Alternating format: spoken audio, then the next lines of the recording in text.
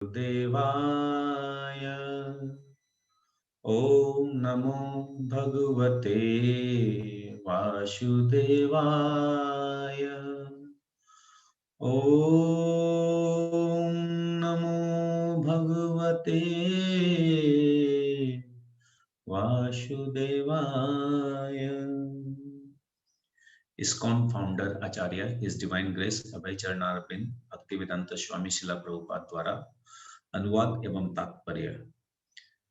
श्रीमद् भगवद गीता यथारूप की जय, शिला प्रभुपाद की जय। तो हम लोग भगवद गीता के दूसरा अध्याय गीता का सार में 24 नंबर श्लोक से आज लेंगे। तो गत क्लास में, पिछले कुछ क्लासों में हम लोगों ने देखा कि किस प्रकार अर्जुन महात्मा जो है वो मानसिक तनाव में आ जाते हैं और अपने जीवन का निर्णय नहीं ले पाते हैं, युद्ध का निर्णय नहीं ले पाते हैं। और तत्पश्चात वो एक प्रामाणिक गुरु की शरणागति भगवान श्री कृष्ण के रूप में वो लेते हैं। और भगवान कृष्ण सर्वप्रथम अर्जुन महात्मा की बीमारी को जब ट्रीटमेंट करना जब चालू करते हैं, तो सबसे पहले उसकी बीमारी जो थी उस हर एक वस्तु को शरीर के स्तर पे देख रहे थे। इसलिए शरीर के स्तर पे देखने के कारण उनकी जो मति है वो विभ्रांत हो गई। और भगवान कृष्ण इसलिए दूसरे अध्याय के 11 नंबर श्लोक से लेकर दूसरे अध्याय के 30 नंबर श्लोक तक सर्वप्रथम अर्जुन महात्मा को समझाते हैं कि तुम शरीर नहीं हो, तुम आत्मा हो। तो अब ये प्रश्न उठता है, ये आत्मा क्या है? ये आत्मा किस चिड़िया का नाम है? क्या वस्तु होती है आत्मा? क्या इसका डेफिनेशन है? क्या इसका कैरेक्टरिस्टिक्स है? ये कहाँ रहती है? इसका एड्रेस क्या है? इसका साइज क्या है? तो भगवान कृष्ण इन सारी बातों को अर्जुन महात्मा को बताए ताकि उसको क्लियर कंसेप्शन हो आत्मा क्या है। तो पिछले 2-3 श्लोकों में 22, 23, 21 नंबर श्लोक, इसमें हम लोगों ने देखा कि भगवान अर्जुन महात्मा को बताते हैं कि जो आत्मा है ये शाश्वत है, ये आत्मा ये नित्य है, ये आत्मा ये सनातनी है, और ये जो शरीर जो है ये नाशवान है, ये नाश होगा इसका, ये परमानेंट नहीं है। तो इसी चीज को और दृढ़ता, और अर्जुन में दृढ़ता आए, उसके लिए अब आगे के 2-3 श्लोक भगवान और बोलेंगे। तो हम लोग लेते हैं 24 नंबर श्लोक। अच्छेदो यम अद्दाहो यम अक्लेदो शोष्य एव च नित्य सर्वगत स्थान अच्छलो यम सनातना। अच्छेदो यम अद्दाहो यम अक्लेदो शोष्य एव च नित्य सर्वगत स्थानम् अच्छलो यम सनातना। ये आत्मा अखंडित तथा अधुलनशील है, इसे ना तो जलाया जा सकता है ना ही सुखाया जा सकता है। ये शाश्वत, सर्वव्यापी, अभिकारी, स्थिर तथा सदैव एक साथ रहने वाला है। तो भगवान बहुत कुछ आत्मा के बारे में बताए और अब कंक्लूड की तरफ भगवान आ रहे हैं। तो इतने जो लास्ट 12-13 श्लोकों में जो भगवान बताया, उसको भगवान वापस पुनः एक बार वापस दोहरा रहे हैं। क्या बोल रहे हैं? सबसे पहले ये आत्मा जो है ये क्या अच्छेदन है, अच्छेद यानी अनब्रेकेबल। ये आत्मा कोई ऐसा कोई मैटर या कोई चीज से नहीं बना हुआ, कोई पार्टिकल से जिसको ये तोड़ा जा सके। क्योंकि अर्जुन बोल रहा था मर जाएंगे, यानी उसका एक कंसेप्शन क्लियर कर दे रहे हैं भगवान कि आत्मा किसी भी प्रकार से मरता नहीं है, अजन्मा है आत्मा। और आत्मा को पहले बता चुके हैं कि आत्मा को जलाया नहीं जा सकता है, भिगोया नहीं जा सकता है, हवा से सुखाया नहीं जा सकता है। अब एक चीज बता रहे कि आत्मा को तोड़ा भी नहीं जा सकता है, कि हम लोग को चाहते हैं कि इसको तोड़ दें, मरोड़ दें, ये भी नहीं कर सकते हैं। फिर क्या बोलते हैं? अदह्यो, अदह्यो मतलब जिसको जलाया नहीं जा सकता है। फिर बोलता है अक्लेद्यो, अक्लेद्यो मतलब जो अनसोल्यूबल होता है, यानी कोई चीज जो है जो पानी में या किसी शरबत में कोई इसको मिक्स कर दे और फिर इसकी जैसे सपोज पानी है, पानी में आप लाल रंग का शरबत अगर मिक्स करेंगे तो वो पानी का जो है रंग जो है वो लाल हो जाता है, यानी पानी का जो ओरिजिनल कलर है वो खो जाता है। तो यानी आत्मा को ऐसा चीज नहीं है कि इसको कोई चीज में सागर का पानी में या कोई फिल्टर का पानी में, एक्वागार्ड का पानी में हम लोग मिला दिए तो ये आत्मा का जो अस्तित्व है वो फिनिश हो जाएगा, ऐसा नहीं है। तो आत्मा का क्या हुआ? आत्मा ना ही टूटने लायक चीज है और आत्मा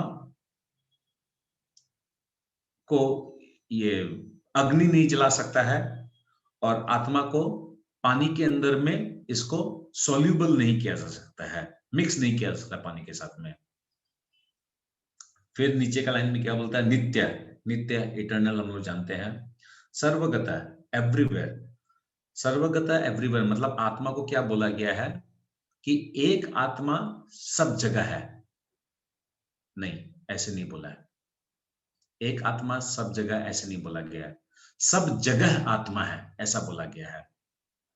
जैसे मैं अभी गुवाहाटी में बैठा हूं तो इसका मतलब ये नहीं कि मैं कलकत्ता में हूं, मैं गुवाहाटी में नहीं, मैं गुवाहाटी में हूं, मगर गुवाहाटी में भी आत्मा है, कलकत्ता में भी आत्मा है, सूर्य लोक में भी आत्मा है, ब्रह्म लोक में भी आत्मा है, निम्न जो और जो लोक है उसमें भी आत्मा है, स्वर्ग लोक में आत्मा है। यानी आत्मा जो है वो सब जगह है। इवन आत्मा पानी में भी है। मछली, अगर मछली, व्हेल जो भी है, टर्टल, टॉर्टोइस जो भी है, पानी जल में भी आत्मा है। चिड़िया लोग आकाश में उड़ रही है, विभिन्न टाइप की चिड़िया, उन सब में आत्मा है। और बहुत सारे कीट पतंग होते हैं जो क्या अग्नि के अंदर में रहते हैं और वो जलते नहीं हैं।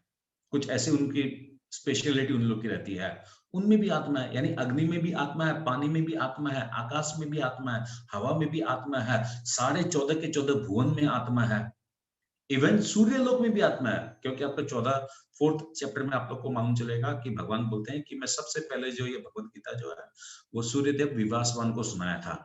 यानी सूर्य देव को जब सुनाए वहां पर, यानी सूर्य लोक में अगर सूर्य देव को सुनाए तो राजा अगर रहता है तो डेफिनेटली वहां पर प्रजा भी होगी। सूर्य के राजा है विवासवान तो वहां पर प्रजा भी गई। इसका मतलब कुछ एलिमेंट्स है, कुछ इस टाइप के जीव है, उनका शरीर इस टाइप से है जो सूर्य का ताप से भी नहीं जलता है। स्पेशल बॉडी है उन लोग का। जैसे एक चीज आप लोगों को मैं इंटरेस्टिंग चीज बताता हूं, हम लोग का जो मनुष्य शरीर है ना, इसमें सिर्फ कर्म बंधन होता है। अगर किसी को मतलब ये जानवर का शरीर मिला या किसी को पक्षी का शरीर मिला, वो अगर किसी को मार के अगर खा रहा है, कुछ भी कर रहा है, उसको कर्म बंधन नहीं होगा। कर्म बंधन सिर्फ इस मनुष्य शरीर में होता है। तो क्या बोला गया यहाँ पर? सर्वगता है, यानी आत्मा जो है एवरीवेयर है। फिर क्या बोलता है? स्थानन, स्थान, स्थान, स्थाणु, स्थाणु मतलब परमानेंट।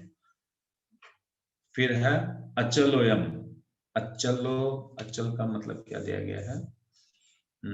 जड़, ओरिजिनल, नॉन मूवेबल मतलब ओरिजिनल, प्रभु जी अनमूवेबल, अनमूवेबल, ओके, अनमूवेबल, ठीक है।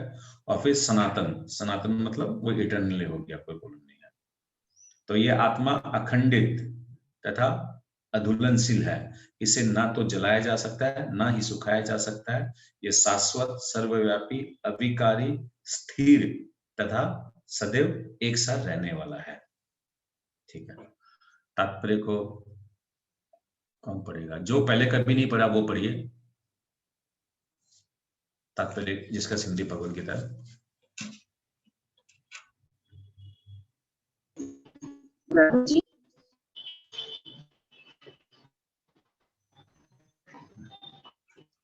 नेटवर्क प्रॉब्लम है तो रहने दीजिए, नेटवर्क प्रॉब्लम तो जिसका नेटवर्क प्रॉब्लम ओके वो पढ़िए। प्रभु जी मैं पढ़ूं? हाँ पढ़िए। हरे कृष्णा। हरे कृष्णा। तात्पर्य: अणु आत्मा के इतने सारे गुण यही सिद्ध करते हैं कि आत्मा पूर्ण आत्मा का अणु अंश है और बिना किसी परिवर्तन के निरंतर उसी तरह बना रहता है। इस प्रसंग में अद्वैतवाद को व्यवहृत करना कठिन है, क्योंकि अणु आत्मा कभी भी परम आत्मा के साथ मिलकर एक नहीं हो सकता। भौतिक कल्मश से मुक्त होकर अणु आत्मा भगवान के तेज की किरणों की आध्यात्मिक स्फुलिंग बनकर रहना चाह सकता है, किंतु बुद्धिमान जीव तो भगवान की संगति करने के लिए वैकुंठ लोक में प्रवेश करता है। सर्वगत शब्द महत्वपूर्ण है, क्योंकि इसमें कोई संशय नहीं है कि जीव भगवान की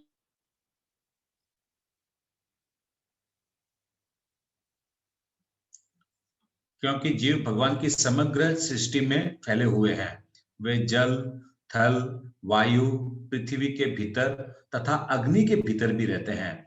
जो ये मानते हैं कि वे अग्नि में स्वाहा हो जाते हैं, वो ठीक नहीं है, क्योंकि यहाँ कहा गया है कि आत्मा को अग्नि द्वारा जलाया नहीं जा सकता।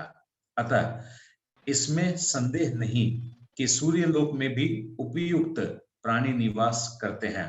यदि सूर्यलोक निर्जन हो तो सर्वगत शब्द निरर्थक हो जाता है।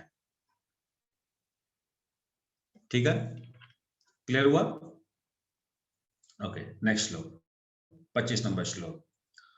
अव्यक्तोयम अचिंतोयम अविकारोयम उच्यते तस्मादेवं विदित्वेनं नानुशोच्यतुमर्हसि।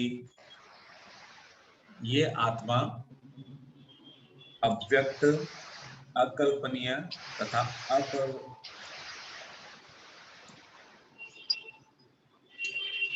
प्रीति राजगुरु माता जी, आप ट्रेवलिंग कर रही है, बहुत सारा नॉइज आ रहा है, नॉइज को आप म्यूट कीजिए अपने आप को। कदम माता जी, थोड़ा सा आवाज आने से, आप होस्ट है तो इमीडिएटली म्यूट कर दिया कीजिए प्लीज। ओके, हरे कृष्णा प्रभु जी। ये आत्मा अव्यक्त, अकल्पनीय तथा अपरिवर्तनीय कहा जाता है। ये जानकर तुम्हें शरीर के लिए शोक नहीं करना चाहिए। तो यहाँ पर भगवान, किसके यहाँ से इतना आवाज आ रहा है?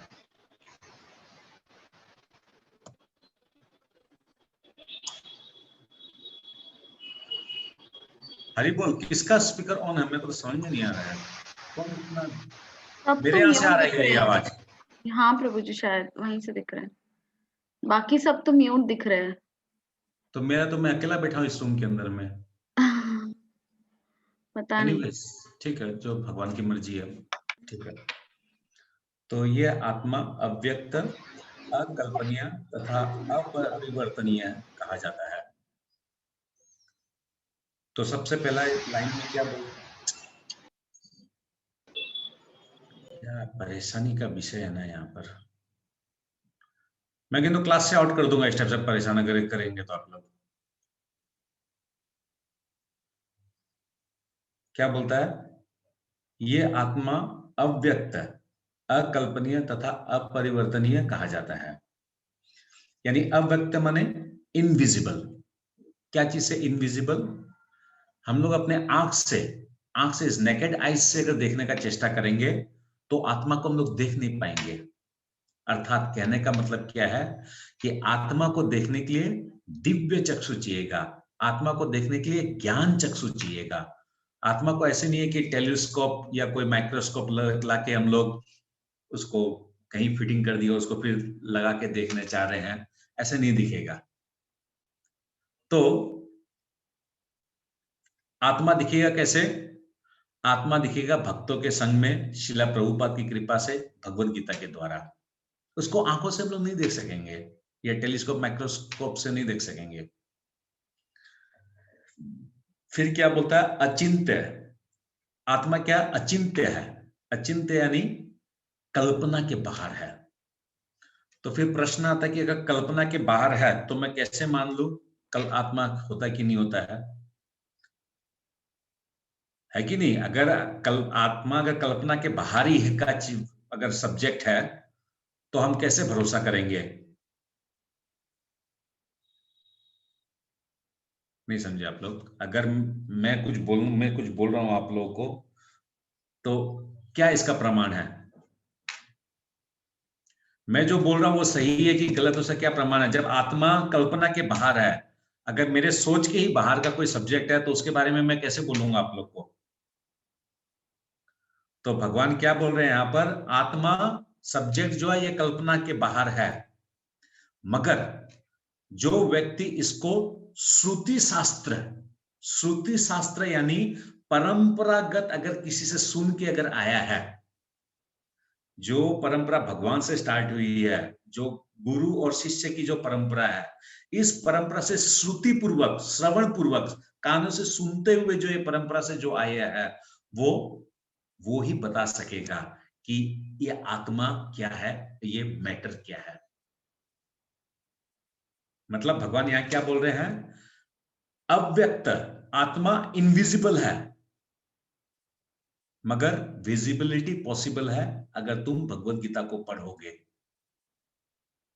फिर दूसरा वर्ड क्या बोलता, अचिंत्य, अकल्पनीय है, मगर तुम्हारे कल्पना में आएगा अगर तुम प्रामाणिक गुरु से, प्रामाणिक शास्त्र से तुम पढ़ोगे, सुनोगे।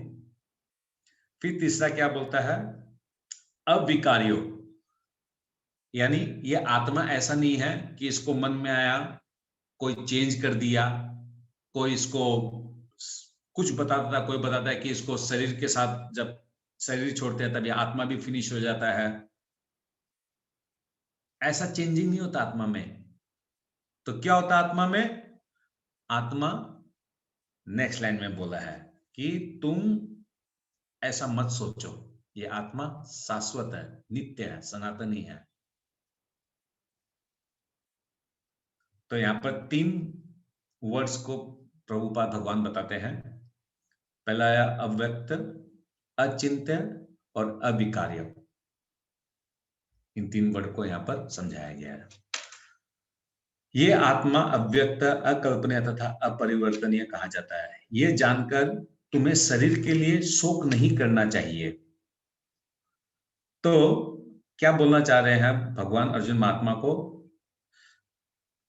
कि तुमको तो हम सब कुछ बता दिया आत्मा के बारे में, मगर तुम अभी भी अगर तुम इसको शरीर अगर समझ रहे हो,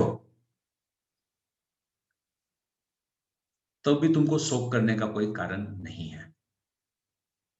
क्यों कारण नहीं है, ये नेक्स्ट श्लोक में बताएंगे। भगवान इसको समझा दिए कि तुम जिसको मारना चाहते हो वो शरीर है, और जो नहीं मरेगा वो आत्मा है। तो तुम जिस गुरुजन को, जिस अपने भीष्म पितामह को जो मारना चाह रहे हो, वो उनका शरीर का नाश होगा, उनका आत्मा का नाश नहीं होगा। क्यों आत्मा का नाश नहीं होगा, क्योंकि आत्मा का कैरेक्टरिस्टिक्स क्या है वो भगवान सब कुछ बता दिए। अब क्या बोल रहे हैं भगवान, सपोज तुमको मैं सब कुछ बता दिया आत्मा के विषय में, मगर तुम अगर फिर भी इसको अगर शरीर समझते हो, तब भी तुमको शोक करने का कारण नहीं है। क्यों कारण नहीं है, वो आगे का श्लोक में बताएंगे। तो इसका तात्पर्य को त्रिपुरारी प्रभु पढ़िए। अच्छा, उनका कुछ वो बोल रहे हैं, शायद कुछ प्रॉब्लम है। ओके, शारदा अग्रवाल माता जी आपका सर। प्रभु जी आवाज ठीक से नहीं निकल रहा, नहीं बोल पाएंगे। ठीक है, कोई बात नहीं प्रभु जी। नीतू शर्मा माता जी पढ़िए, नीतू शर्मा माता जी। हरे कृष्ण प्रभु जी।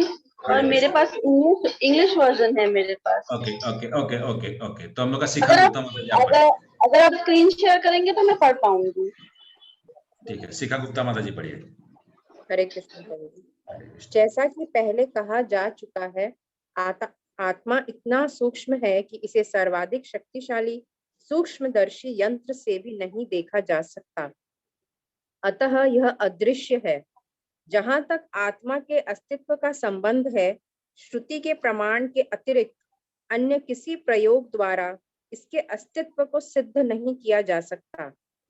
हमें इस सत्य को स्वीकार करना पड़ता है, क्योंकि अनुभव गम्य सत्य होते हुए भी आत्मा के अस्तित्व को समझने के लिए कोई अन्य साधन नहीं है। हमें अनेक बातें केवल उच्च प्रमाणों के आधार पर माननी पड़ती है। कोई भी अपनी माता के आधार पर अपने पिता के अस्तित्व को स्वीकार नहीं कर सकता।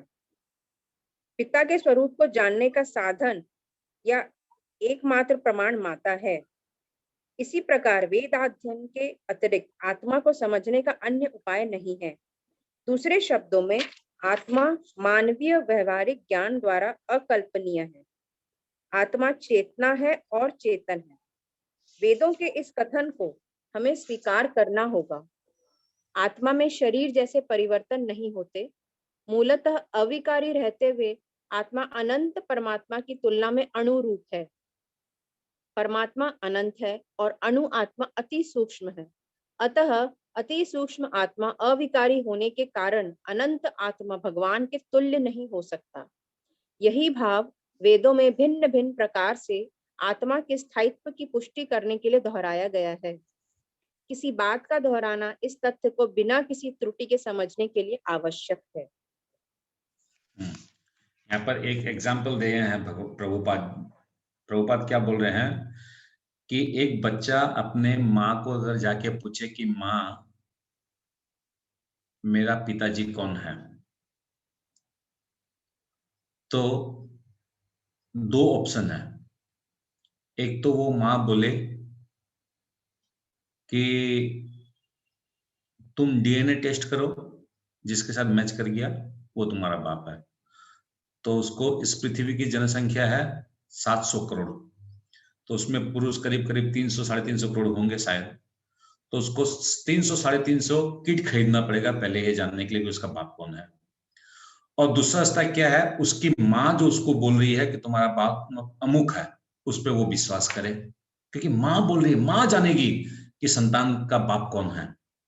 उसी प्रकार शास्त्र गुरुजन अगर बोल रहा है, जो परंपरागत में है, जो वो अगर बोल रहा है कि ये श्रुति शास्त्र है, ये परंपरा से आया हुआ शास्त्र है, और भगवान कृष्ण ये है, आत्मा ये है, देवतागण ये है, तो वी शुड ट्रस्ट देम। और ट्रस्ट नहीं है तो हम लोग मतलब असमंजस परिस्थिति में रहेंगे। ठीक है, नेक्स्ट श्लोक 26 नंबर। और इसमें कुछ है क्या 25 नंबर में कुछ पॉइंट? व्यावहारिक ज्ञान द्वारा अकल्पनीय है। हाँ, व्यावहारिक ज्ञान द्वारा अकल्पनीय है, ठीक है। मतलब क्या आत्मा जो है, हम लोग कैसे देखिए, दो सिद्धांत होते हैं, एक होता है वैदिक सिद्धांत और एक होता है दार्शनिक सिद्धांत। दो प्रकार के सिद्धांत होते हैं। जो वैदिक सिद्धांत होते हैं वो आते हैं वेदों से, वेद के माध्यम से लोग समझते हैं। और जो दार्शनिक सिद्धांत होते हैं उसको कहते हैं जो सो कॉल्ड फिलोसोफर टाइप के जो होते हैं, जो गीता और भागवतम को नहीं मानते, उन लोग अपने मन से कुछ एक सोचते हैं, मन से कुछ निकालते हैं, जैसे साइंटिस्ट लोग इस सब कैटेगरी में पढ़ते हैं। तो ये जो भगवत गीता है, ये आत्मा का जो ज्ञान है, ये दार्शनिक नहीं है, ये वैदिक है। क्योंकि वेद जो है आत्मा के विषय में बताता है। ये वेद जितना हम लोग कैरेक्टरिस्टिक्स अभी पढ़े हम लोग, इसका आत्मा के विषय में भगवान जो बताया अर्जुन महात्मा को, वो भी वेद में भगवान ने बताया है। इसका मतलब ये आत्मा का ज्ञान वैदिक ज्ञान है। मगर अब क्या बोल रहे हैं भगवान, अर्जुन को अब सेकंड ऑप्शन दे रहे हैं। आत्मा के बारे में सब कुछ बता दिए, अब सेकंड ऑप्शन क्या दे रहे हैं? सपोज तुम शरीर समझ रहा है, सपोज, तो क्या? तो क्या बोले 26 नंबर श्लोक में? अथ चैनम नित्य जातम नित्यम वा मान्यसे मृतम तथापि त्वं महाबाहो नैनम शोचतुम हर्षि। किंतु यदि तुम ये सोचते हो कि आत्मा अथवा जीवन का लक्षण सदा जन्म लेता है तथा सदा मरता है, तो भी हे महाबाहु तुम्हारे शोक करने का कोई कारण नहीं है। अर्जुन या महाबाहु बोल के मतलब क्या, भगवान एक ठो, जैसे हम लोग नहीं बोलते कि कभी कोई खूब ज्यादा बोलता है, हम बीच में बोलते ना, हाँ ज्ञानेश्वर, मतलब बोलने का तात्पर्य क्या है, भगवान उसको ऐसे बोल रहे थे, उसका मजाक कर रहे हैं, तुम इतना ज्ञान दिया, उसका हम तुमको सबसे पहले 20 लास्ट 15 श्लोक में तुम्हारा सारा बात खत्म कर दिया, क्योंकि तुमको हम बता दिया, तुम आत्मा के स्तर में तुम नहीं देखा, तुम शरीर के स्तर में देखा। अब अर्जुन, सपोज तुम शरीर के स्तर पे भी अगर तुम देख रहा है, तब भी क्या है, तब भी क्या है, एक शरीर छोड़ेगा दूसरा शरीर मिलेगा, दूसरा शरीर छोड़ेगा तीसरा शरीर मिलेगा, सपोज, क्योंकि तुम क्या कर रहा है, आत्मा तुमको दिखा नहीं या देख नहीं सकता तुम, इसलिए तुम उसको विश्वास नहीं कर रहा है। मगर शरीर तुमको दिख रहा है, इसलिए तुम जो दिख रहा है उसको तुम विश्वास कर रहा है। तो तुम शरीर में भी फिर यही समझो, जो तुमको दिख रहा है, अभी ये भीष्म पितामह खड़े हैं, ये भीष्म पितामह शरीर छोड़ेंगे, वापस एक शरीर मिलेगा, वापस शरीर छोड़ेंगे, वापस एक शरीर मिलेगा। शरीर ही देखो तुम, कोई बात नहीं, आत्मा मत देखो। Where is the problem? तो क्यों तुम मारने में और युद्ध करने में हिचकिचा रहे हो? और यहाँ पर प्रभुपाद अब आगे क्या बोलते हैं कि ऐसे कुछ कुछ साइंटिस्ट लोग है, फिलोसोफर्स लोग है, उन लोग क्या बोलते हैं कि हम लोग का जो आदमी का जो शरीर जो बना ना, ये केमिकल कॉम्पोजिशन से बना है। कुछ केमिकल को मिक्सिंग किया गया और उससे हम लोग का ह्यूमन बॉडी फॉर्म हो गया है। इसमें आत्मा फात्मा का कोई लेन देन नहीं है, और इसलिए जब हम लोग मरेंगे तो ये केमिकल जो है वापस इस पृथ्वी का केमिकल के साथ में जाके मिक्स हो जाएगा। ये मैक्सिमम क्या शून्यवादी बुद्धिस्ट लोग का ये फिलोसॉफी है। तो अभी प्रभुपाद क्या बोल रहे हैं, ठीक है केमिकल से बॉडी बना, तो मर गया, मरने के बाद केमिकल जो वापस जाके केमिकल के साथ मिक्स हो गया, तब भी क्या क्या खत्म हो गया, क्या फिनिश हो गया? केमिकल का अगर 100 लीटर केमिकल था, मैं जब जिंदा हुआ तो समझ उसमें से 200 ग्राम केमिकल मेरे अंदर घुस गया, और मैं जब मरूंगा वापस वो 200 ग्राम केमिकल जो है वो 100 लीटर केमिकल से जाके मिक्स हो जाएगा। यानी 100 लीटर केमिकल का परिमाण कमाया, वो जितना था उतना ही हुआ। तो फिर केमिकल जब कमाई नहीं, केमिकल घटाई नहीं, केमिकल का कोई वो ही नहीं हुआ, तो फिर दुख क्या करना है केमिकल के लिए? अगर शरीर केमिकल से ही अगर बना हुआ है सपोज, तब केमिकल के लिए क्या दुख करना है? वापस बन जाएगा शरीर, केमिकल का तो कमी हुआ नहीं है। 100 लीटर का 100 लीटर है ही ड्रम में, और 200 क्या बोलता है 500 समझ 500 लीटर का ड्रम है सपोज, कोई बात नहीं 2 लीटर 4 लीटर कल देकर वापस कुछ सारा कुछ शरीर बना देगा। What is the problem?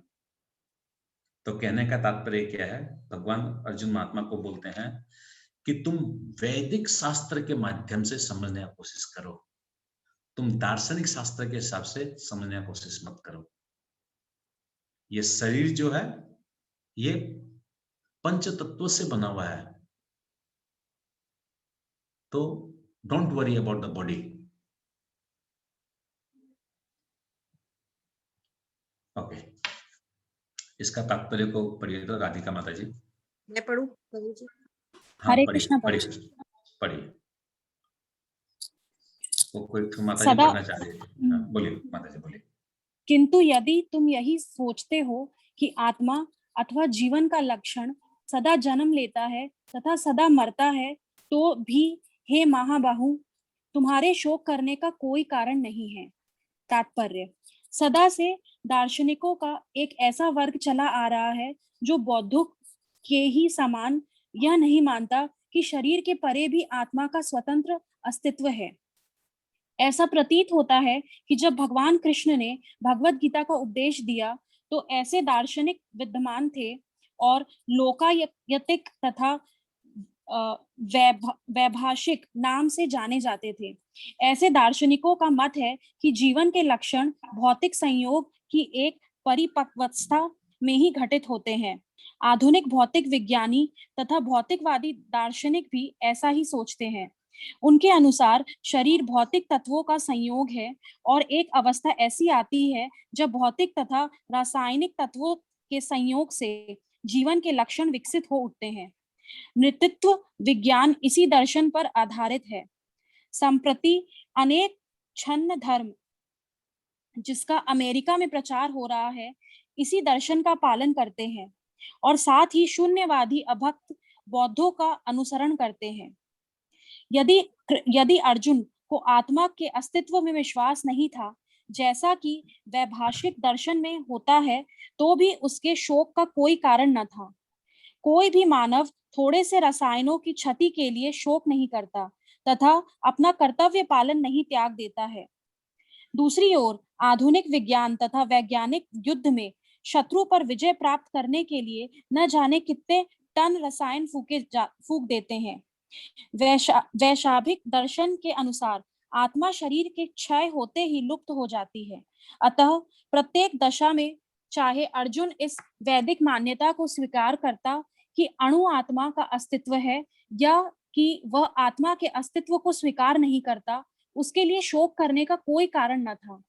इस सिद्धांत के अनुसार चूंकि पदार्थ से प्रत्येक क्षण असंख्य जीव उत्पन्न होते हैं और नष्ट होते रहते हैं, अतः ऐसी घटनाओं के लिए शोक करने की कोई आवश्यकता नहीं है। यदि आत्मा का पुनर्जन्म नहीं होता तो अर्जुन को अपने पितामह तथा गुरु के वध करने के पाप फलों से डरने का कोई कारण न था। किंतु साथ ही कृष्ण ने अर्जुन को व्यंग पूर्वक महाबाहु कहकर संबोधित किया, क्योंकि उसे वैभाषिक सिद्धांत स्वीकार नहीं था जो वैदिक ज्ञान के प्रतिकूल है। क्षत्रिय होने के नाते अर्जुन का संबंध वैदिक संस्कृति से था और वैदिक सिद्धांतों का पालन करते रहना ही उसके लिए शोभनीय था। Hare Krishna. Thank you so much माता जी, बहुत सुंदर। तो हम लोग क्या देखे कि अर्जुन महात्मा का जो है भगवान बीच बीच में मजा लेते हैं। ओके, अच्छा, कोई माता जी कुछ पूछ रही थी एक बार, कुछ आवाज आया था, नहीं ना? वो सारिका माता जी पढ़ना चाह रहे थे, तो आप नेक्स्ट में उनको चांस दे दीजिए। ओके, ठीक है। 27 नंबर श्लोक 27। जातस्य हि ध्रुवो मृत्यु ध्रुवम जन्म मृतस्य च तस्मात् अपरिहारार्थे न तम शोचतु महर्षि।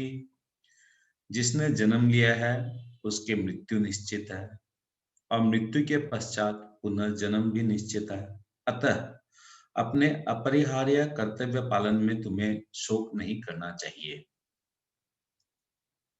तो भगवान एक क्लीन इंडिकेट बोल रहे हैं, आत्मा के विषय में तुमको ज्ञान दिया, तुम उस फिलोसॉफी से अगर चलते हो तब भी तुमको युद्ध करना है, क्योंकि आत्मा शाश्वत है, शरीर का विनाश होगा, तुमको कोई पाप कर्म वगैरह नहीं लगेंगे। मगर तुम अगर शरीर के धर्म से भी अगर सोचते हो कि नहीं, आत्मा बोल के कुछ नहीं होता है, शरीर ही होता है, तो शरीर के लिए भी तुमको सोचने की जरूरत नहीं है कि पाप लगेगा और ये शरीर को ये त्याग देगा, शरीर समाप्त हो जाएगा तो क्या होगा। No problem. अब भगवान एक तो नया दिशा में ले जा रहे हैं अर्जुन महात्मा को। क्या नया दिशा में ले जा रहे हैं कि मनुष्य शरीर से अगर तुम सोचते हो तो शरीर का त्याग और शरीर वापस मिलना वो उसके कर्मों के अनुसार है। यानी अब यहां से भगवान कर्म को टानेंगे, अब कर्म शब्द को समझाएंगे। इतना दिन तक क्या समझाए? प्योर डेफिनेशन ऑफ आत्मा बताए, एकदम प्योरिटी। ठीक है, तुम आत्मा नहीं समझा, कोई बात नहीं, अब मैं तुमको कर्म से समझाता हूं, चलो तुम उससे समझने की कोशिश करो। मैं आप लोग के साथ अब एक स्क्रीन शेयर करूंगा, आप लोग उसको नोट डाउन कर लीजिए, तब क्या होगा, आप लोग को अपना पॉइंट्स बनाने में आसान होगा। एक मिनट।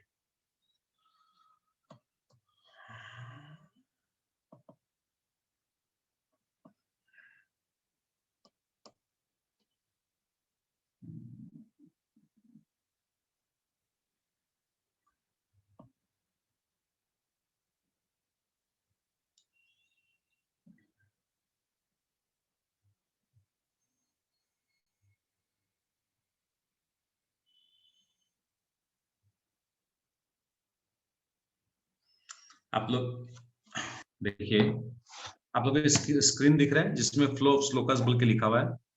जी प्रभु जी। ओके, तो देखिए 1 से लेके 10 नंबर श्लोक तक था कि अर्जुन जो है वो अपना प्रॉब्लम्स बताता है और लास्ट में आके वो भगवान की शरणागति होता है, उनको गुरु रूप में वो गुरु रूप में उनको अपनाता है। तो ये हो गया 10 नंबर श्लोक तक। अभी क्या है, 11 से लेके 30 नंबर श्लोक तक, यानी 11 से लेके मोटा मोटी 27 नंबर श्लोक भी लिख सकते हैं, या चले आप लोग 30 नंबर श्लोक भी लिख सकते हैं, कि वो आइडेंटिटी ऑफ सोल, आत्मा के विषय में जो है उसको भगवान ने ज्ञान दिया। अब भगवान क्या कर रहे हैं, 2 विषयों पे ज्ञान देंगे। इन 2 विषयों में प्रवेश करने के पहले मैं आप लोग को बोर्ड में एक चीज समझाना चाहता हूं, ताकि क्या होगा, आगे के जो श्लोक है वो आप लोग को समझने में आसान हो। मैं आप लोग श्लोक संख्या आप लोग लिख लीजिए। अभी क्या भगवान कर्म के बारे में बताएंगे।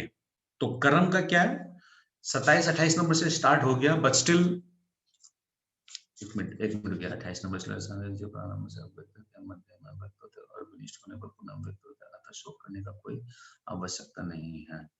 कोई आत्मा का शरीर में रहने वाले सत्य होने के नाते, अच्छा ठीक है, इसको 30 नंबर श्लोक तक रहने दीजिए। आत्मा का ज्ञान जो है 11 से 30 तक में रहने दीजिए। और 31 से 38 सकाम कर्म है, सकाम कर्म ही लिखिएगा बस, आप लोग कुछ भी मत लिखिएगा। 31 से 38 सकाम कर्म लिखिएगा और 39 से 53 ये प्रभु जी आप पहले शेयर किए थे।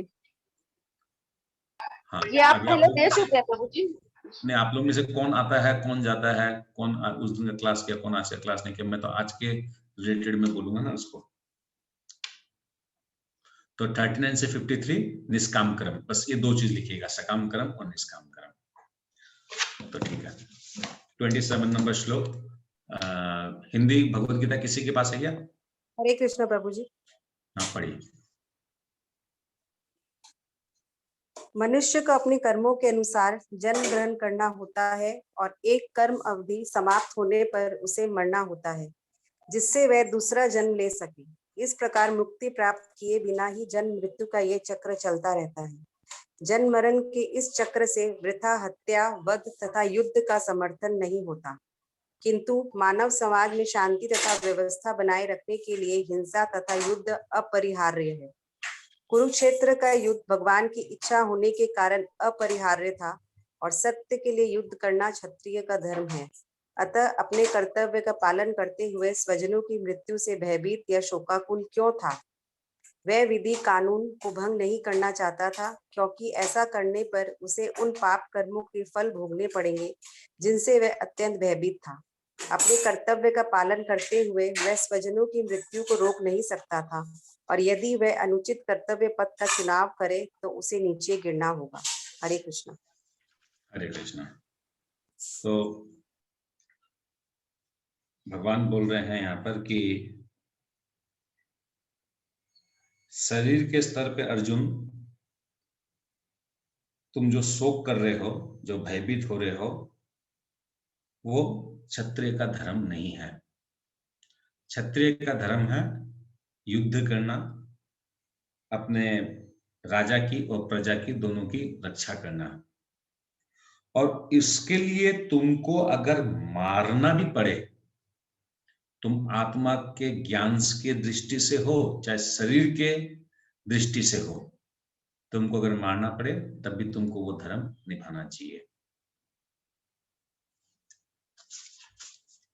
28 नंबर श्लोक। अव्यक्तादीनि भूतानि व्यक्त मध्यानि भारत, अव्यक्त निधानन्येव तत्र का परिदेवना। सारे जीव प्रारंभ में अव्यक्त रहते हैं, मध्य अवस्था में व्यक्त होते हैं और विनिष्ट होने पर पुनः अव्यक्त हो जाते हैं, अतः शोक करने की क्या आवश्यकता है। तो भगवान अब यहां क्या बता रहे हैं कि अर्जुन, इस पृथ्वी में ही नहीं, इस सारे ब्रह्मांड में, इस पूरे के पूरे इस 14 भुवन में जितने भी जीव हैं, ये सब प्रारंभ में, यानी जब ये भौतिक जगत जब बनता है उस टाइम पर, जिसके कोई डेट नहीं है, जिसका कोई तिथि नहीं है, जिसका कोई बार नहीं है, जिसका कोई कैलेंडर नहीं है, उस दिन जब ये भौतिक जगत महाविष्णु जब बनाते हैं, उस दिन ये सारे जीव जो है अव्यक्त रहते हैं, यानी वो सब न्यूट्रल, सब कोई विदाउट एनी हलचल, just inactive. Inactive, yes, very good. सारे जीव जो है वो भौतिक जगत जब सृष्टि होती है उस टाइम पर सारे इनएक्टिव होते हैं,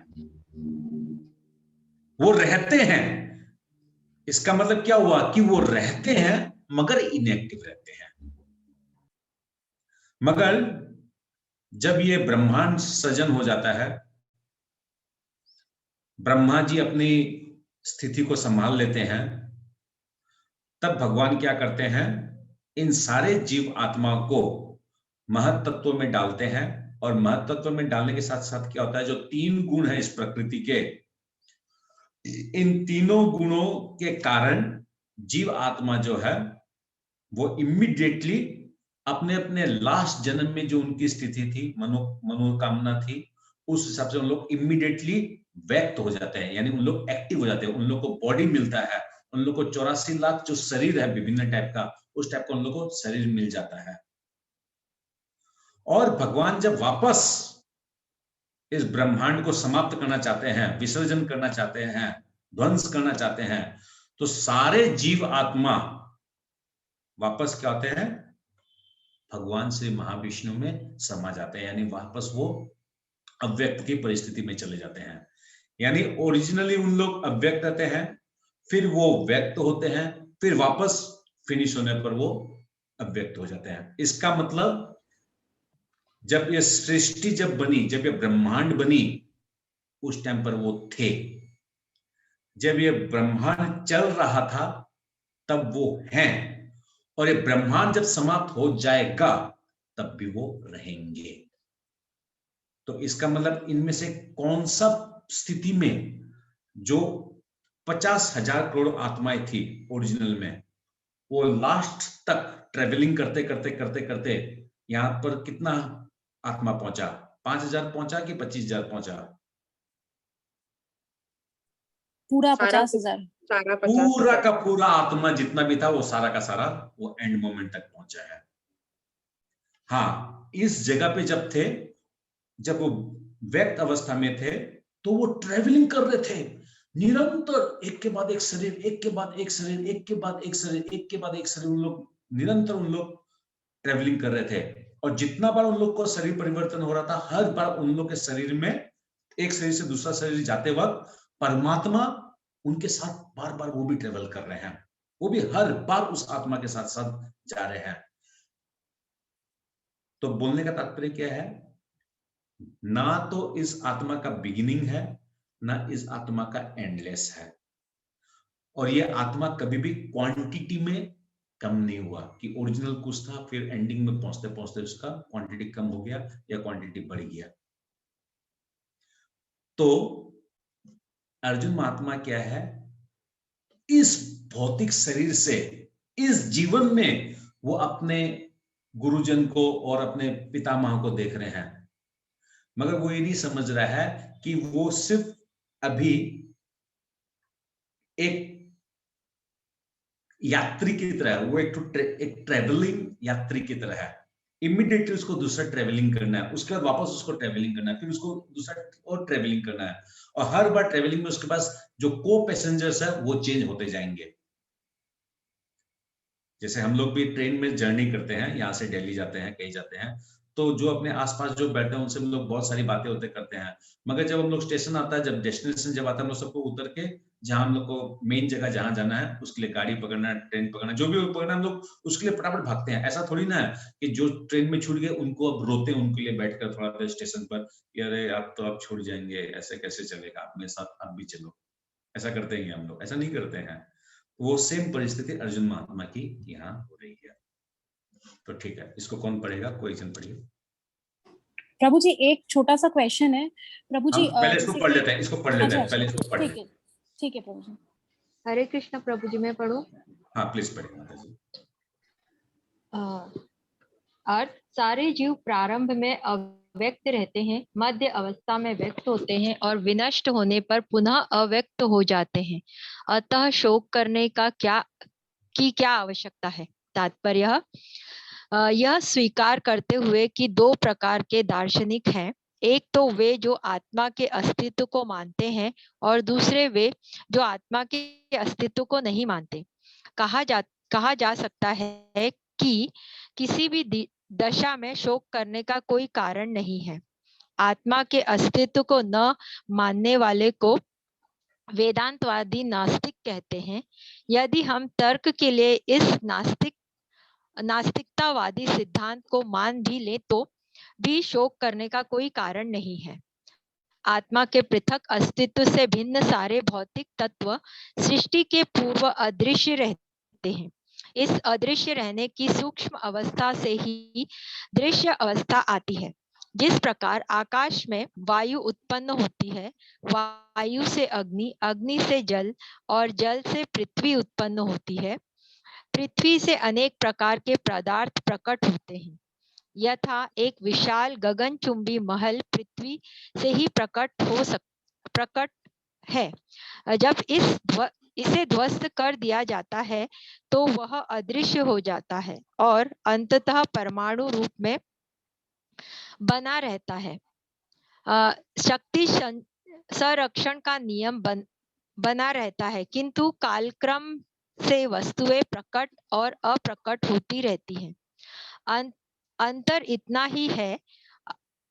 अतः प्रकट होना व्यक्त या अप्रकट अव्यक्त होने पर शोक करने का कोई कारण नहीं है। यहाँ तक कि अप्रकट अवस्था में भी वस्तुएं समाप्त नहीं होती। प्रारंभिक तथा अंतिम दोनों अवस्थाओं में ही सारे तत्व अप्रकट रहते हैं, केवल मध्य में प्रकट होते हैं और इस तरह इससे कोई वास्तविक अंतर नहीं पड़ता। यदि हम भगवद गीता के इस वैदिक निष्कर्ष को मानते हैं कि ये भौतिक शरीर कालक्रम में नाशवान है, किंतु आत्मा शाश्वत है, तो हमें यह सदा स्मरण रखना होगा कि यह शरीर वस्त्र के समान है। अतः वस्त्र परिवर्तन होने पर शोक क्यों? शाश्वत आत्मा की तुलना में भौतिक शरीर का कोई यथार्थ अस्तित्व नहीं होता। यह स्वप्न के समान है। स्वप्न में हम आकाश में उड़ते तथा राजा की भांति रथ पर आरूढ़ हो सकते हैं, किंतु जागने पर देखते हैं कि न तो हम आकाश में हैं न रथ पर। वैदिक ज्ञान आत्म साक्षात्कार को भौतिक शरीर के अनास्तित्व के आधार पर प्रोत्साहन देता है। अतः चाहे हम आत्मा के अस्तित्व को माने या न माने, शरीर नाश के लिए शोक करने का कोई कारण नहीं है। हरे कृष्णा। हरे कृष्णा। अच्छा, इसके अंदर में फर्स्ट पैराग्राफ का ठीक मिडिल में एक पॉइंट आया था, इस अदृश्य रहने की सूक्ष्म अवस्था से ही दृश्य अवस्था आती है। जिस प्रकार आकाश से वायु उत्पन्न होता है, वायु से अग्नि, अग्नि से जल और जल से पृथ्वी उत्पन्न होती है। ये जो इंटायर मैटर जो अभी जो आया है, ये मैं आप लोग को ड्राइंग से ये समझाना पड़ेगा कि सारे जीव आत्मा जो है वो अव्यक्त अवस्था में है और महत्तत्व जो है, महत्तत्व यानी महत्तत्व है, मतलब महत्तत्व का कुछ एलिमेंट्स है, 24 एलिमेंट्स है। उस महत्तत्व में भगवान उन आत्माओं को छोड़ देते हैं और इधर जो पृथ्वी जो बनी हुई है, इधर जो ब्रह्मांड जो बना हुआ है, इस ब्रह्मांड में फिर ये आत्मा इन महत्वत्वों के माध्यम से फिर इस ब्रह्मांड में इन लोग आते हैं और अपना अपना बॉडी के हिसाब से उन लोग वो स्थान में उन लोग बैठते हैं। तो अभी ये जो भौतिक जगत जो बनता है, ये महत्वत्व का जो मेन एलिमेंट्स है उससे ही बनता है। कैसे बनता है? सबसे पहले आकाश बनता है, सबसे पहले आकाश बनता है और आकाश से वायु, आकाश से बनता है वायु, वायु के बाद बनता है अग्नि और अग्नि के बाद बनता है जल और जल के बाद बनता है पृथ्वी। तो जब ध्वंस होता है, जब फिनिश जब होता है, जब ये ब्रह्मांड जब फिनिश होता है तब भी वैसे होता है। सबसे पहले पृथ्वी जल में जाके मिक्स होती है, जल जो है वो अग्नि में जाके मिक्स होता है, अग्नि जो है वायु में जाके मिक्स होता है, और वायु फिर आकाश में होता है। सृजन जिस स्टेप से सृजन होता है उसी स्टेप से विसर्जन होता है इस पृथ्वी का, इस ब्रह्मांड का। तो इस चीज को जो हम लोग थोड़ा सा ड्राइंग से समझेंगे तो और क्लियर होगा ये कंसेप्शन। तो इस ड्राइंग को जो हम लोग अभी कितना हो गया 9:45। हरे कृष्णा प्रभु जी, अव्यक्त का फिर मतलब इनविजिबल हुआ, विजिबल हुआ प्रभु जी? हाँ, इसका इंग्लिश में अव्यक्त का एक सेकंड रुकिए, मैं इंग्लिश अगर आप एग्जैक्ट अदृश्य लिखा है प्रभु जी, हिंदी में अदृश्य लिखा है, तो इनविजिबल हो गया ना मीनिंग। 28 नंबर श्लोक अप्रकट लिखे है, अप्रकट लिखा है प्रभु जी अनमैनिफेस्टेड दिखा है इंग्लिश में। अव्यक्ति का लिखा है इनविजिबल हो गया, दैट मींस अनमैनिफेस्टेड। अनमैनिफेस्ट। माता जी आप क्या वर्ड बोल रही हैं वो इंपॉर्टेंट नहीं है, प्रभुपाद यहाँ पर उसका अव्यक्त को बोले लिखे हैं अनमैनिफेस्टेड। ओके प्रभु जी। अनमैनिफेस्टेड, मैनिफेस्टेड, वापस वो अनमैनिफेस्टेड फॉर्म में। ओके प्रभु, हरे कृष्ण। हरे कृष्णा। तो ठीक है, हम लोग आज यही रखते हैं, फिर कल जो हम लोग इसी श्लोक को थोड़ा सा ड्राइंग का माध्यम से थोड़ा सा और इसको क्लियर करेंगे। ठीक है, श्रीमद् भगवद गीता यथारूप की जय, शिला प्रभुपाद की जय। रिकॉर्डिंग स्टॉप कर दीजिए।